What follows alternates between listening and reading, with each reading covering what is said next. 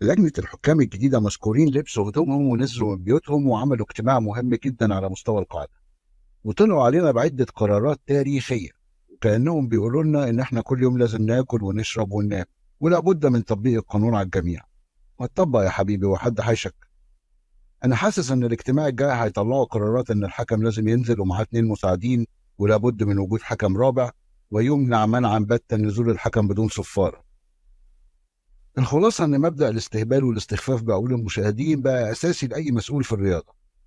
طب بدل ما تهز طولك عشان تقول لنا التفاهات دي، ما تقول لي هتعمل إيه مع محمد عادل اللي غير ضميره على الهوا علشان يحتوي القماص المنسحب؟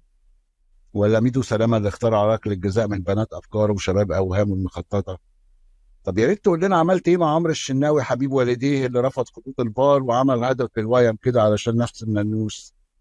واخيرا محتاجين نعرف هتعمل ايه مع طارق مجدي اللي طرد لاعب طلائع الجيش في نفس اللعبه بالظبط اللي ادى فيها عمر جابر انذار عشان خاطر نفس النانوس برضه، وهو بغباوته وشكله لايكن.